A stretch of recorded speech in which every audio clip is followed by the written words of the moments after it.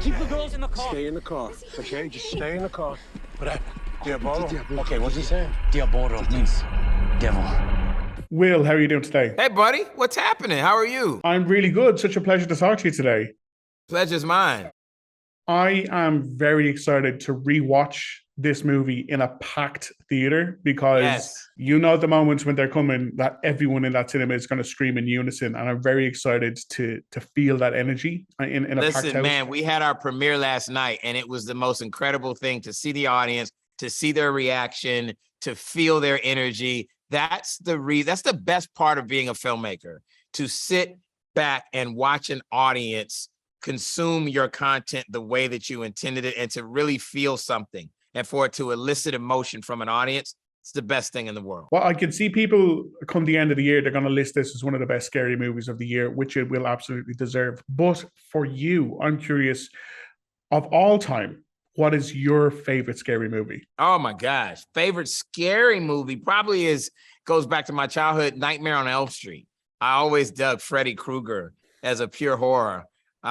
In terms of like this genre of like survival thrillers and man versus animal, I think I'd have to go with Jaws, go with the classic, you know? So those would be my two. When it came to producing this, what was Idris's involvement? Like, what was the project kind of already in place and it was an easy sell for him? Because on the one hand, it does seem like this fantastic, tight little thriller, but on the other hand, it for me, I was sitting back and I was like, oh my God, they had to spend so many days cramped inside this car, just in each other's personal space for weeks and weeks on end. So is that an easy sell for you to give to the actor going, listen, some of these days are going to be tough? You know, I don't know that it's an easy sell because Idris is very discerning.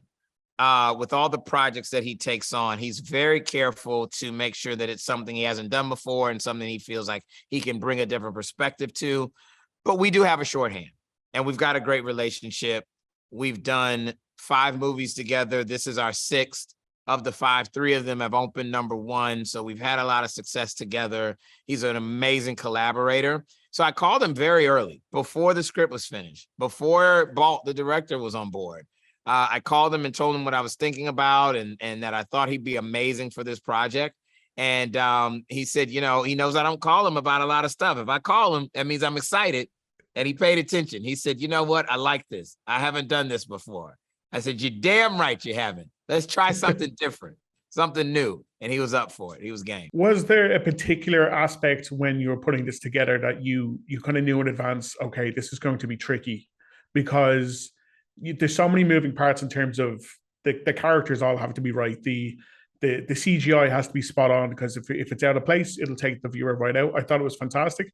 But was there anything, even a scene or a set piece or a particular day in advance, you know, all hands on deck, this is going to be tricky? Yeah, I think it was the scene where the car crashes. There's a scene in the movie where Idris and his girls are attacked by the lion and they take off, they barely get away, and then the car crashes into a tree and leans over a ravine. And we knew because of where we were, you know, we're out shooting in the real bush. And so we don't have like, you know, we're not in a stage. We're actually dangling a real car over an actual ledge into a ravine. You have to be very, very careful and very safe with your crew, with your actors. That was a day when we actually, because we crashed the car, we put it on a pulley system and we actually pulled it at 50 miles an hour or so, crashed it into our breakaway tree and just, you know, let it land where it may. That was a day when we were all hoping that it worked. And we ran, 5 cameras shooting at it, but it was kind of a one-time thing, one shot to get it right. And we got it right. It worked. And just one final question, if that's okay. I'm not just saying this because I'm speaking to you, but Girls Trip is one of my favorite comedies of all time. Nice. Anytime anyone asks me for a comedy recommendation, I'm like, have you seen Girls Trip? Nice. I love that movie. Is there any word at all about that sequel or reunion? We're doing it. We're working on it now.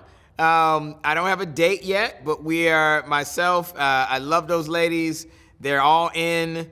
I'm talking to the director, Malcolm Lee, and we're trying to figure out exactly where we're going to take the ladies next. So I love that you're a fan. I appreciate that. If you got any ideas, let me know, but that's the next thing we got to figure out.